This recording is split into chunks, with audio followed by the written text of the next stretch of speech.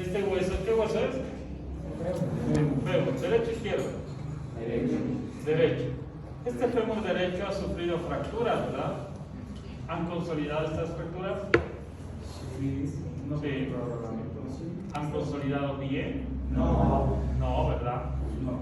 Y ven que una de las fracturas ha sido tratada de manera quirúrgica, con placas y tornillos, y otra no ha sido tratada con nada. Ambas consolidaron, pero no consolidaron bien. Entonces, el problema no radica tanto en encontrar o no la consolidación. El hueso lo va a lograr hacer. El problema radica en que nosotros apliquemos bien nuestras herramientas para restituir la funcionalidad de ese hueso, ¿no? Ese es el verdadero trabajo del ortopedista. Porque cualquier hueso roto consolida, pero lo que buscamos es que vuelva a tener la funcionalidad de antes. En relación a la consolidación tiene 4 fases. La primera fase es la fase de hematoma o inflamatoria, donde el hueso se rompe, se activa la cascada de la inflamación, se liberan citoquinas, llegan factores de crecimiento, células los macrófagos y demás, para poder iniciar el proceso de reparación del tejido. A medida que el proceso de reparación avanza, los fibroblastos principalmente crean redes de fibrina alrededor de los fragmentos óseos, lo cual aumenta su estabilidad y va a dar lugar a lo que se llama el fibrocartílago o la fase de callo blando. ¿Sí? Después de ese callo blando ocurren eventos de restitución de la circulación, tanto endóstica como la formación de nuevos vasos, la angiogénesis y la irrigación perióstica, haciendo que el callo blando se mineralice y se transforme en un callo duro. Posteriormente se pasa a una fase de remodelación, y la fase de remodelación es una etapa permanente que dura toda la vida a nivel del hueso. ¿Sí? En resumen, ¿cómo son las fases? 4: fase inflamatoria, fase de callo blando, de callo duro y remodelación. ¿Cuáles son los eventos importantes y cuál es la duración aproximada de estos eventos? Pues más o menos la fase inflamatoria ocurre desde el momento de la fractura hasta una semana después de la lesión. ¿Sí? Ahí tenemos que existe la liberación de factores osteogénicos. Luego viene la fase de callo blando. La fase de callo blando dura hasta 3 semanas, desde la semana hasta 3. Y lo que importa aquí es la formación del fibrocartílago, que estabiliza la fractura como tal. Luego tenemos la fase de callo duro, que dura hasta 12 semanas aproximadamente, y aquí lo que ocurre es la mineralización de ese callo blando, de ese fibrocartílago se mineraliza. Y por último, la fase de remodelación, que tiene una duración indefinida, ¿sí? Y que pues no hay una fractura ya en esta fase. La fractura consolidó. ¿Listo? Entonces, esas son las 4 fases y los eventos importantes. Obviamente que los tiempos son relativos. Una parte de la fractura puede estar en una fase de consolidación de callo blando y otra ya puede estar en callo duro, ¿no? Entonces, varía el tiempo incluso en la misma fractura en diferentes zonas. Hay un concepto diamante en el tema de la consolidación, donde se habla de la fractura y el proceso de consolidación, que requieren como pilares principales el tema de la vascularización. Pero hay eventos como mejorar la biomecánica, ofrecer factores de crecimiento, la presencia de células osteogénicas y conseguir soportes osteoinductores para lograr esta consolidación, ¿no? Entonces son elementos adicionales. Pero prácticamente cuando ustedes tienen una lesión, ¿qué es lo que necesita la lesión para curar? Tiempo. Ya, aparte de tiempo. Por un lado, inmovilizar, ¿verdad? Cuando ustedes tienen una fractura, un esguince, un golpe, lo primero que buscan de manera natural es inmovilizar la zona. ¿Qué más requiere un tejido para sanar? Regenerarse. Irrigación, ¿no? Aquí está el tema, vascularización. Entonces, cuando yo les pregunto a ustedes cuáles son los requisitos de la consolidación en el examen, la respuesta es bien clara. Uno, requiere un factor biológico, que es buena vascularización, una oxigenación adecuada. Y por segundo, necesita una buena mecánica. ¿A qué se refiere la parte mecánica? Que requiere ausencia de movimiento, requiere estabilidad en el foco de fractura, ¿no? Entonces requiere buena vascularización y estabilidad. ¿Correcto? Muy bien. Ahora, en relación a los tipos de consolidación, hay que mencionar que existen dos tipos. La consolidación indirecta, que es la que acabamos de ver, que tiene la fase inflamatoria de callo blando, de callo duro y remodelación. Sí. Y tenemos la consolidación directa, que obviamente tiene la fase inflamatoria, que es cuando el hueso se rompe, pero este pasa directamente a una fase de remodelación. Se salta las fases de callo blando y callo duro, directamente a remodelación. ¿Y cómo se logra esto? Pues a ver, veamos algunas características, por ejemplo, de la consolidación indirecta. La consolidación indirecta haría una consolidación de esta forma, con formación de callo óseo, ¿no? Y esta es la que ocurre naturalmente, ¿no? Cuando alguien se rompe el hueso sin necesidad de recibir tratamiento, pues como en este ejemplo. Alguien se rompió aquí, ¿qué hueso es? La tibia. Y pues empezó a consolidar, ¿no? Sí. ¿Se hizo una reducción o algo?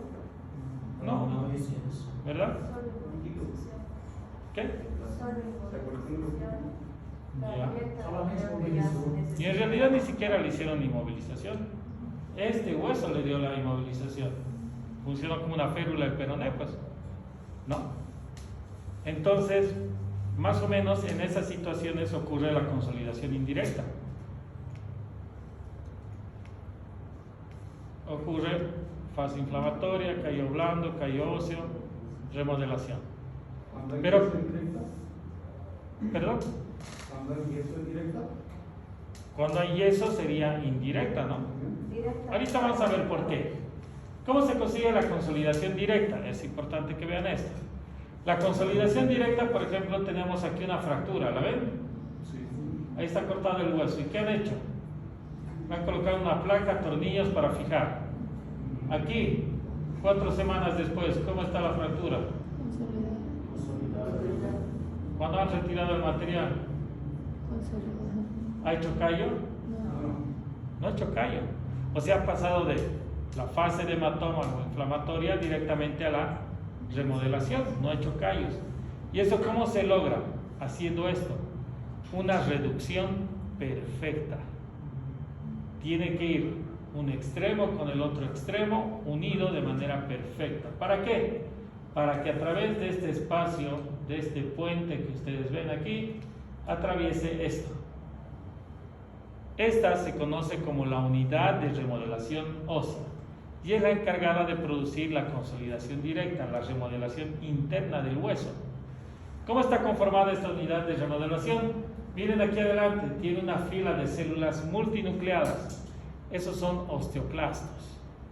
Los osteoclastos, a medida que van avanzando, pues van reabsorbiendo el hueso que tienen por delante. Por detrás tiene en forma piramidal los osteoblastos, que están alrededor de un capilar, de un vaso. Y estos osteoblastos, pues a medida que van avanzando, se van replicando, van produciendo osteocitos, y el osteocito se mineraliza, ¿no? Y dan lugar a hueso maduro. Entonces, esta unidad de remodelación atraviesa esos focos de fractura. Miren aquí, ahí tienen la línea de fractura y la unidad atravesándola.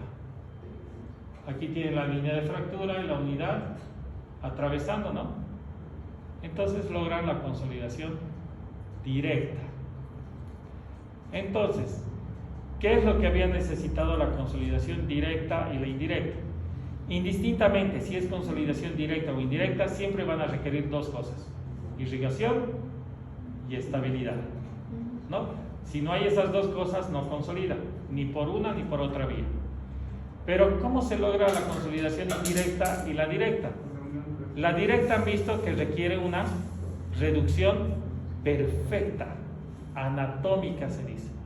En cambio, la consolidación indirecta requiere esa reducción anatómica. No, ¿verdad? Con que esté alineado va a empezar a consolidar. ¿Qué tipo de estabilidad tiene la consolidación directa y la indirecta? La estabilidad en la consolidación directa, ¿ustedes creen que hay algo de movimiento en el foco de fractura?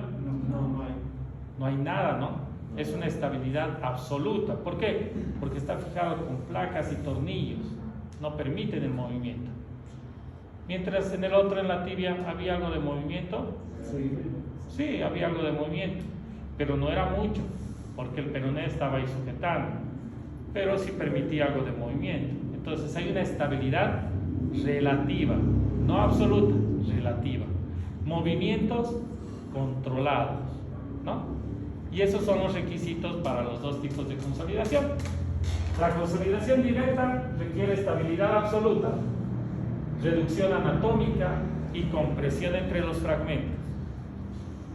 La consolidación indirecta, estabilidad relativa, reducción aceptable y movimientos controlados, ¿no? Entonces, un compañero de ustedes, masculino, 25 años de edad, accidente de motocicleta, venir a su clase de trauma tarde, ¿no? Sufre esta lesión.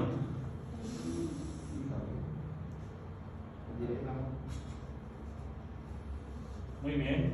¿Qué estamos viendo? Radiografía de qué estamos viendo. Fémur. Tenemos dos, derecho e izquierdo. Cabeza izquierdo. Derecho. Fémur derecho. Localización.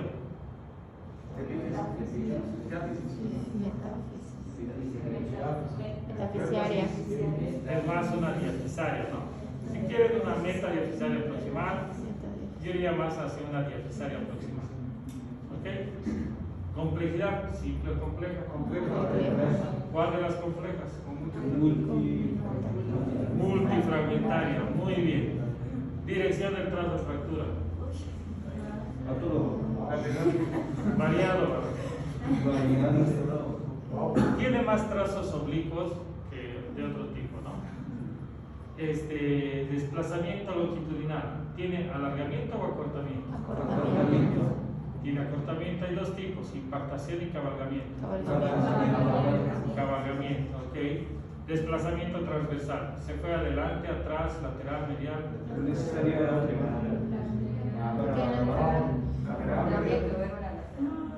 Mucho desplazamiento aquí no se ve, les diré.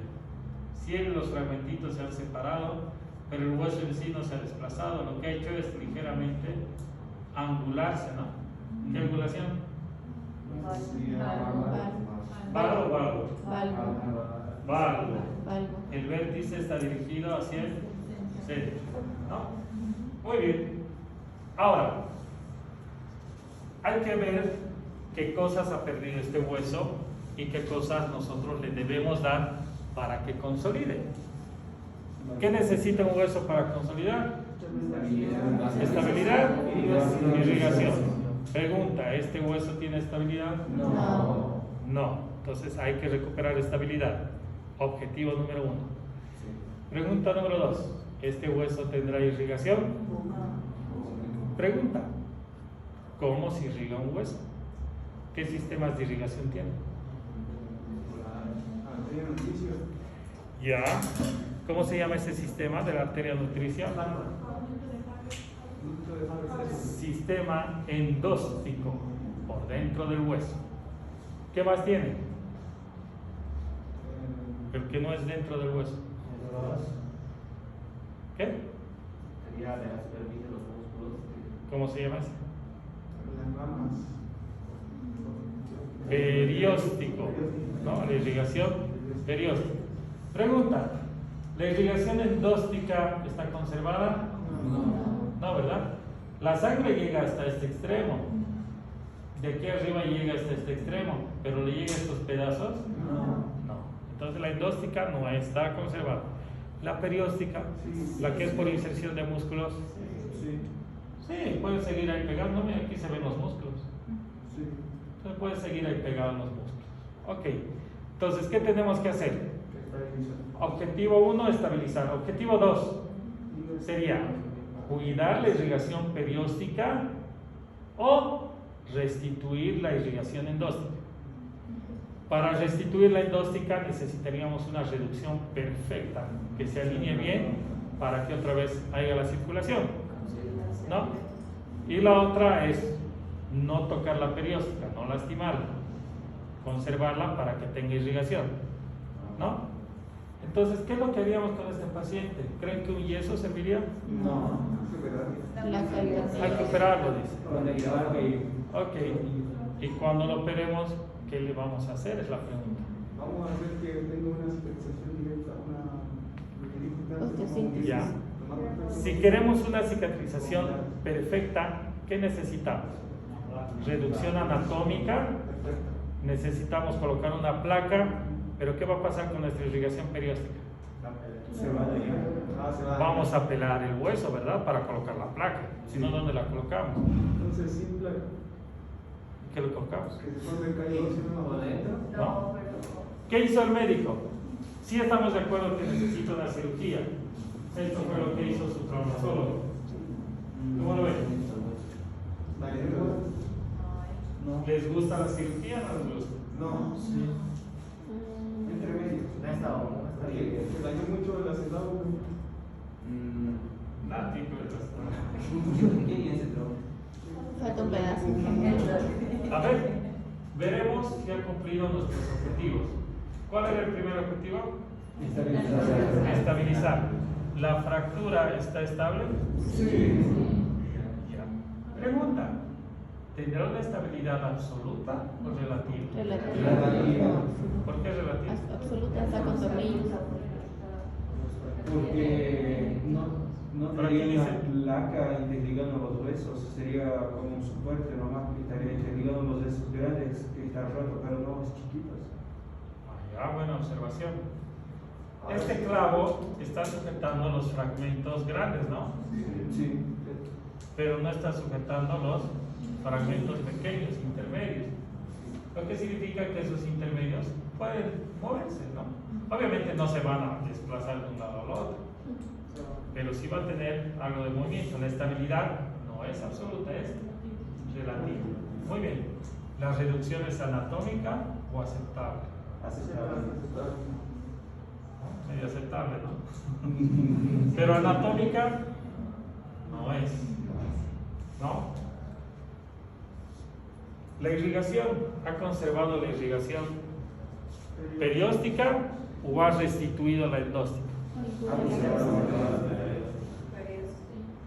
¿No? ¿Cómo se coloca el clavo para saber si ha preservado o no la irrigación? Lo que se hace una incisión a nivel de la cadera, aquí arriba, ¿no? Una herida de 3-4 centímetros. Se abre el trocánter mayor y por ahí se mete el clavo por dentro del hueso hasta que llegue al otro lado, ¿no? Entonces no ha tocado nada por fuera del hueso, lo ha metido por dentro del hueso. Doctor, es igual, no le hace daño. ¿Qué? No, ese no es un daño en el hueso al pasar ese clavo. No como tal, no, porque el hueso ya tiene ese hueco, ¿no? Está relleno de otras cosas, pero tiene ese espacio. Entonces no ha tocado la irrigación perióstica, la ha conservado. La irrigación endóstica no se ha restituido, pero aún tenemos una irrigación. La pregunta es: ¿va a lograr la consolidación? Sí. Teóricamente sí, pero ¿va a recuperar la función? Que también es nuestra misión. ¿Cuál es la función de esta zona del hueso? Estabilidad, movilidad. El peso. ¿Será que participa en el movimiento? No, solo carga el peso. Sí. ¿No? Solo se encarga del soporte, de la transmisión de peso. Los extremos óseos, la cabeza, los cóndilos, se encargan del movimiento, son superficies articulares, pero el tallo en sí solo transmite peso. ¿Qué tipo de consolidación va a ser? ¿Directa o indirecta? Eso significa con callo óseo o sin callo. Con callo óseo. ¿Y el callo óseo servirá para hacer soporte? Sí. Sí. ¿Y logra eso? ¿No? Estéticamente horrible, pero funcionalmente está bien, ¿no? Nadie anda viendo sus radiografías, ¿no? A ver cómo está tu pierna. Esta otra fractura. Doctor, una consultita Sí. para el anterior caso. ¿Y se saca después lo que son este hierro? Se puede sacar si el paciente gusta, ¿no? El material de osteosíntesis se puede sacar.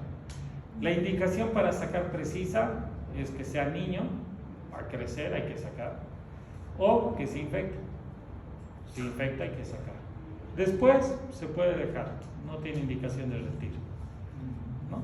Salvo el paciente quiera, ¿no?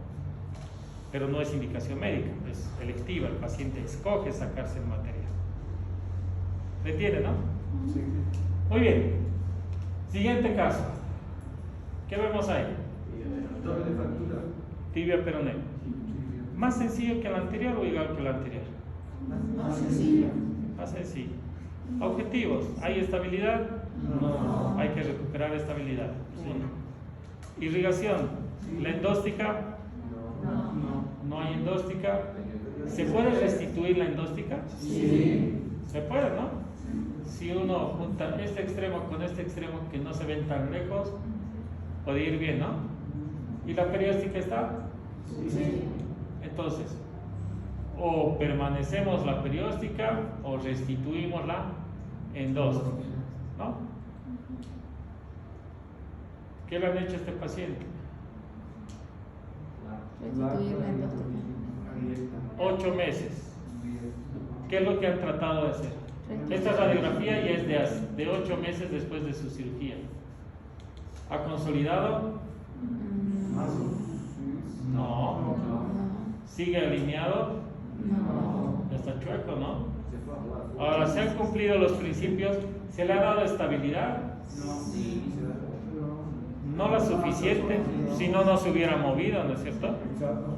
Entonces, la estabilidad no está muy buena. Esta placa tan pequeña no puede agarrar un hueso tan grande. Muy pocos tornillos y demás. Ahí veo una demanda. Ok, ¿la irrigación endóstica se ha restituido? No. No, porque no ha tenido la No. aproximación. Si sigue la fractura, no hay una irrigación endóstica continua. ¿Y la perióstica se ha protegido? No, se ha protegido porque ha dañado. No, porque lo ha pelado, ¿verdad? Sí. Para colocar la placa. ¿Ha consolidado la fractura? No. No. Vean como que algo más sencillo no ha logrado el objetivo porque no se han preservado los principios como se debe hacer para consolidar el hueso, ¿no? Muy bien. Algunos criterios para saber si un hueso ha consolidado. Hay criterios clínicos y radiográficos. El clínico dice que no hay dolor y que también puede soportar peso. El radiográfico, hacen una radiografía y la fractura debe haber desaparecido en 3 corticales. ¿Cuántas corticales tiene un hueso? 4, como una habitación, ¿no? Adelante, atrás y a los costados. Si nosotros en la radiografía vemos que han desaparecido 3 de esas corticales, o sea, ya no se nota la fractura en 3, está bien. Solo se ve una, ya está consolidada, ¿no? ¿Se entiende? Sí, sí. Ok. No, hay un pequeño chiste para que se rían. Ayer me caí y pensé que me había roto el peroné, pero no. Ok, voy a mencionar unas cosas solo de la fractura de los niños, nada difícil. Las fracturas de los niños tienen ciertas variaciones en relación a la fractura de un adulto. Las fracturas diafisarias tienen, por ejemplo, este tipo de forma. Esta se llama la deformidad plástica. ¿Cómo se hace el diagnóstico diferencial de una malformación? Porque también puede haber malformaciones así, ¿no? La diferencia es que el niño se ha caído, está llorando, le duele. En la malformación vive feliz porque así siempre ha sido, ¿no? Entonces debe existir el antecedente traumático y que antes así no se veía el hueso. Esa es la deformidad plástica en los niños. Ahora también hay este otro tipo de fractura. ¿Cómo se llama esto?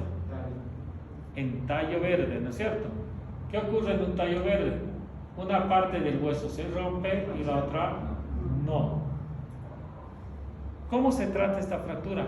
Hay que terminar de romper. ¿No? ¿Por qué?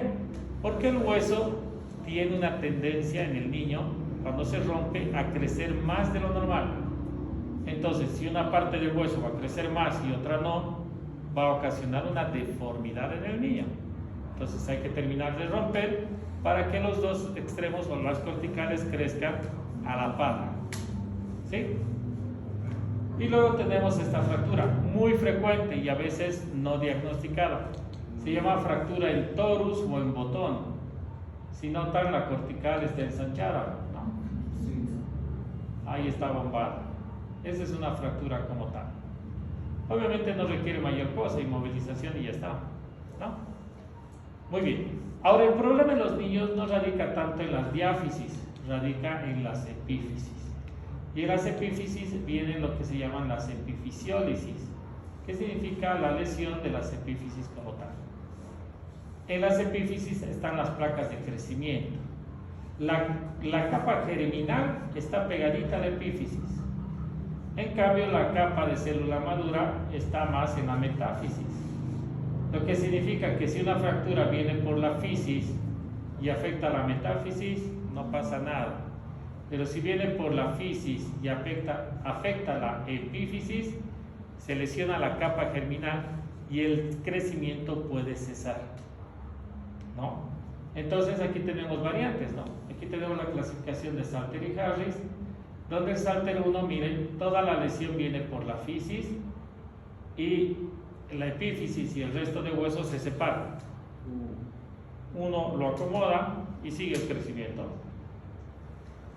La Salter 2 se separa, pero se lleva un pedacito de la metáfisis más. Tratamiento: se acomoda y sigue el crecimiento. No pasa nada, está en la zona de hueso maduro. Pero miren la Salter 3. Esta está entrando a la articulación. Esta está atravesando la capa germinal. ¿Queremos consolidación directa o indirecta? Directa.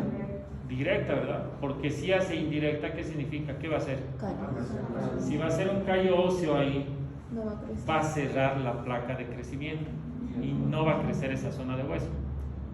Entonces podemos crear deformidades. Y para tratar estas, sí o sí necesitamos una consolidación directa para que no haya callo óseo y la fisis siga trabajando. ¿Ok? Lo mismo pasa con la 4, la 5. La 5 es difícil de diferenciar a veces de la 6, pero digo la 5 de la 1 porque la 1 sí está desplazada, pero la 5 se mantiene como impactada y a veces no parece lesión, ¿no? Entonces es difícil distinguir. Al último se agregaron Salter 6 y 7. La 6 es por un arrancamiento, por un tendón o ligamento, y la 7 es una lesión cizallante, ¿no? Pero bueno, ese es el tema de la epifisiólisis. Hay esas diferencias con el adulto que debemos cuidar en los niños, ¿ya? Ahora, ¿cómo se hace el manejo de fracturas? Y aquí viene un poco de historia y de las cosas que estamos haciendo. En el tema del manejo de las fracturas están las fracturas por fatiga o estrés, patológicas, que hemos visto algo, y están las fracturas habituales, las que vienen por trauma y demás. ¿Cuál es el tratamiento tradicional antes de la época quirúrgica que se hacía? Yesos. Inmovilización. No, ni siquiera había yesos. Eran maderas, vendajes y demás, ¿no? ¿Y cuál es el problema de hacer esto? ¿Qué es lo que pasa cuando un paciente se inmoviliza mucho tiempo? Atrofia muscular. ¿Qué más? Pérdida de movimiento o rigidez articular, las articulaciones quedan rígidas, duras. ¿Qué hace la piel todos los días? Las chicas saben eso. Se exfolia, ¿no? Les gusta hacer eso. Entonces, un paciente vendado por meses, ¿cómo está la piel? Seca, asfiada igual, ¿no? Y obviamente, sin movimiento no hay buena circulación. Entonces, George Perkins habla del tema del manejo de las fracturas y dice: la mayor parte de las invalideces que se producen tras una fractura se relaciona con el tratamiento y no con la patología. Y eso se conoce como la enfermedad de las fracturas. ¿Qué es la enfermedad de las fracturas? Rigidez articular, atrofia muscular, atrofia de la piel, disfunción circulatoria. Entonces, nosotros no queremos inmovilizaciones prolongadas o no queremos que se inmovilicen grandes segmentos y se buscan alternativas de tratamiento. Y dentro de los primeros experimentos, pues ahí estamos, ¿no? Se agarran unos pernos, se coloca parte del hueso con unos fierros por afuera, se trata de sujetar la fractura, ¿no? Pero ¿realmente será un método eficaz para todas las fracturas? No. No existen estudios biomecánicos en ese entonces para hacer eso. Hasta que llega 1950, cuando Robert Danis pues hizo un descubrimiento. Robert Danis empieza a fijar las fracturas con placas y encuentra o descubre lo que es la consolidación directa. Descubrió que sus fracturas sanaban sin formar callo. Y pues Maurice Müller se entera de esto, lo visita Danis en el 50 y forman un grupo de amigos, ¿no? De traumatólogos, se asocian a unos ingenieros y empiezan a estudiar la fijación interna de las fracturas, ¿no? Y para 1958 dan lugar o fundan lo que es la AO, ¿no? Ya les he hablado en la clase de introducción que es la AO, es nuestro ente mundial, nuestra organización que nos dice cómo debemos tratar las fracturas. Y pues en ese entonces nace lo que es la filosofía y los principios de la AO, que es lo que ellos proponen para manejar las fracturas. Y los principios son 4. Dice: todas las fracturas deberían recibir una reducción anatómica. O sea, la fractura debería quedar, el hueso debería quedar como estaba antes de haberse roto. La fijación debería ser tan rígida que permita la movilización activa precoz del paciente. Fijarlo bien para que mueva después el paciente y evitar rigideces articulares, trastornos circulatorios y demás. Y obviamente preservar los tejidos blandos. Entonces, en base a esos principios se empiezan a hacer las fijaciones y miren esa fijación. Ahí tienen un hueso que está, pese a que es una multifragmentaria, está fijado con bastante material, ¿no? ¿Cuántos tornillos tendrá? ¿Quién sabe, no? Pero esta reducción anatómica, esta fijación rígida, no permitía cuidar muy bien las partes blandas. Había tensión, desvitalización de bordes, ¿no? Había mucho peligro en poner demasiado énfasis a la biomecánica, porque además para lograr esto, ¿qué tenían que hacer con el hueso?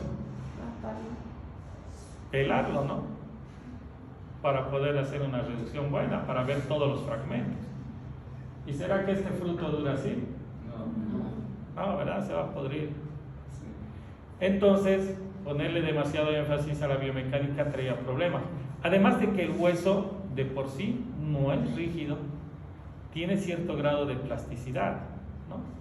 Y si tú pones un objeto rígido con uno que tiene algo de plasticidad, toda la carga se va al objeto rígido y se rompe, ¿no?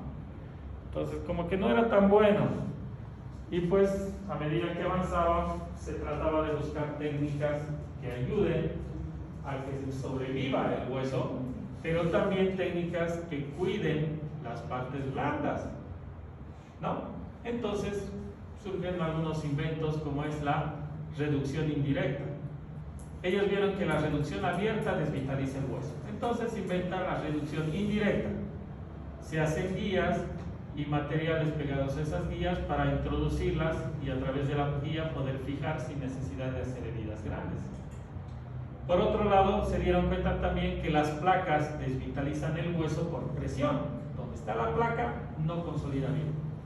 Entonces hacen una modificación a la placa y reducen su contacto con el hueso. Una parte pega al hueso, otra parte no, una parte sí, otra parte no. Y esos pequeños detalles ayudan a que el tejido se meta por debajo de la placa y le dé irrigación a esa zona de hueso, ¿no?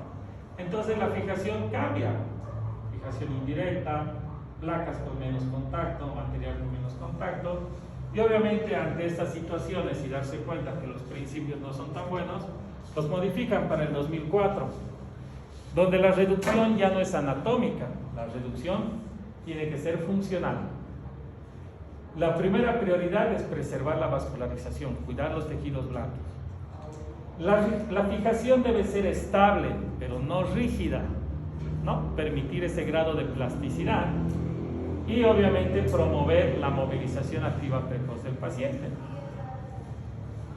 Y aquí tenemos un ejemplo. Ahí ven una fractura, ¿verdad? ¿Qué hueso es? Tibia. Ok. Ahora, para esta fractura de tibia que ven aquí, esta, que llega a la articulación, quisiéramos una consolidación con callo óseo o sin callo óseo. ¿Y cómo se logra eso? ¿Por qué sin callo óseo? ¿No es mejor con callo? ¿No? Aquí sería como tener una piedrita en el zapato y ponerse a caminar. ¿Qué va a hacer la piedra en tu zapato? Te va a hacer heridas, ¿verdad? Te va a doler. Entonces, tener callo óseo en una superficie articular va a ser condenar a la articulación a un desgaste temprano. ¿No es cierto? Entonces, sí queremos una consolidación sin callo óseo. ¿Qué necesitamos para tener sin callo óseo? ¿Qué tipo de estabilidad? ¿Absoluta o relativa? ¿Qué tipo de reducción? ¿Anatómica o funcional? Anatómica. ¿Cómo se consigue eso? Con placas y tornillos, ¿no? Entonces, ¿qué le hacemos? Le metemos tornillos, pues ahí está. ¿Ha cerrado la fractura? No se ve, ¿no? Reducción anatómica, compresión entre fragmentos. Pero la fractura se queda solo ahí, ¿hasta dónde llega? Hasta abajo, ¿no? Miren. Y aquí también, reducción anatómica, compresión entre fragmentos. ¿No sirve? O aquí no tanto, da lo mismo. Aquí da lo mismo, ¿no? Si quisiéramos hacer reducción anatómica, ¿qué tendríamos que hacer? Abrir todo esto, ¿no? ¿Y será que desvitalizamos quizás? No, tenemos que preservar la vascularización. Tendríamos que preservar, ¿no? Pero si abrimos, ¿preservamos? No. Entonces, ¿qué se hace aquí? Una reducción indirecta. Ya tenemos esta herida de los tornillos. Le hacemos una abajo de la fractura y desde aquí hasta aquí le pasamos una placa, ¿no? Para que sujete y así sale. ¿Le está dando estabilidad a la fractura? Sí. ¿Absoluta o relativa? Relativa, ¿no? No está agarrando todos los fragmentos. ¿Se ha preservado la irrigación? Sí. ¿Sí? ¿Va a consolidar?